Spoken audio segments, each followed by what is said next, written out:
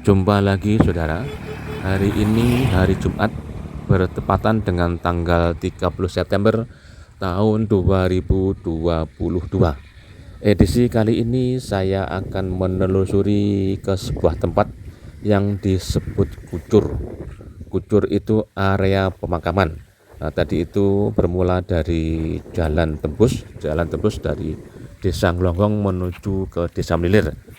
Yang naik motor ngebel tadi itu adalah namanya Paryono, orang Etan Prapatan. Nah, saudara, ini saya sudah masuk ke area Kucur. Di sebelah kanan saya ini ada hamparan sawah yang ditanami jagung, itu sudah nampak hijau-hijau hampir panen. Dan di sebelah kiri ini itu ada banyak pepohonan. Sebelum saya masuk ke area pemakaman ini, di depan itu ada sebuah kubangan atau agak ke bawah itu dulunya ada sumber mata air, tapi karena sekarang musim kemarau jadi kering, atau karena tertimbun tanah jadi tidak ada air lagi. Saudara-saudara, area pemakaman Kucur ini juga ada tempat pemakaman atau pembantaian PKI. Jadi mohon maaf, tayangan kali ini tidak bermaksud untuk mengungkit-ungkit sejarah masa silam yang kelam dan kejam sehingga menimbulkan dendam, tapi sekedar untuk menelusuri sebuah sejarah. Nah, sebelumnya ini ada nampak kereta jenazah. Kereta jenazah ini milik warga Mlaru, warga kami. Ini dari Mlaru ada 3 RT, RT 35, 36 dan 37. Nah, ini kita bergeser ke sebelah kiri, ini ada sebuah makam yang orang-orang di sini disebut punden atau punden. Nah, ini saya bergeser lagi ke makam di sebelah kiri. Ini ada makam dari keluarga yang punya tanah ini masih tanah pribadi. Itu ada tulisan namanya Ispiah. Ispiah itu seorang perempuan, dia masih agak muda, meninggal karena sakit paru-paru. Nah, saudara-saudara, ini kita akan menuju ke sebuah tempat yang di sini nih. Nah, ini yang ada di depan nampak cor-coran yang sudah semi hancur ini. Disinilah orang-orang manusia berjumlah 43 itu dipendam di sini jadi satu, ditumpuk. Jadi mereka dibunuh dengan kejam. Ada yang digolok pakai parang, disembelih, ada yang dipukul dengan benda tumpul, ada lagi yang entah bagaimana, pokoknya yang penting dibunuh. Ada yang sudah betul-betul mati, ada yang masih sekarat, ada yang mungkin semi hidup. Jadi mereka langsung ditumpuk di area ini. Dulu kubangan dibuat joglangan gitu, ditumpuk jadi satu di sini, kemudian diuruk dengan tanah.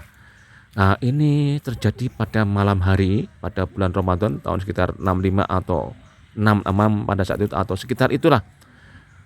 Setelah dikubur, dipendam seperti itu oleh pada malam itu, malam harinya, pagi harinya masyarakat sekitar juga dianjurkan, diminta untuk nguruk lagi.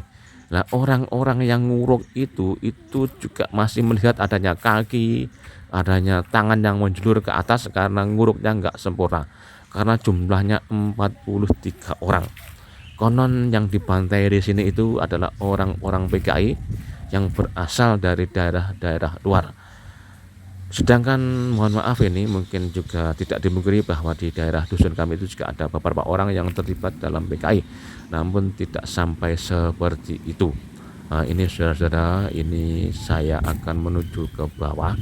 Itu ada sumber mata air yang airnya juga sangat jernih, sebagaimana kemarin saya mengulik di berguling atau sumur guling yang kemarin itu.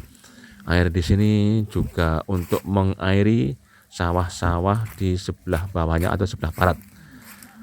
Saudara, peristiwa PKI pada saat itu memang saya sebagai orang generasi yang lahir pasca peristiwa G30 SPKI hanya menduga-duga, sedikit penasaran apa iya terjadi kekejaman-kekejaman seperti itu.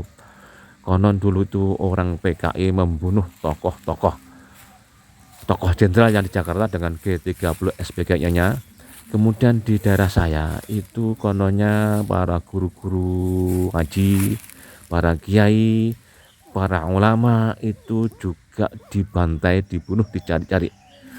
Cerita almarhumah ibu saya bahwa bapak saya dulu juga kalau malam-malam sekitar tahun-tahun itu ramai-ramainya PKI itu juga sering keluar rumah entah menuju ke masjid atau kemana untuk menghindari jika sewaktu-waktu ada orang PKI menjemput bapak saya. Ya paling tidak karena bapak saya juga mungkin juga orang yang tokoh agama walaupun sederhana, saya nggak tahu seperti apa. Yang jelas yang ada dari tinggalan-tinggalan itu ada tulisan Maasumi.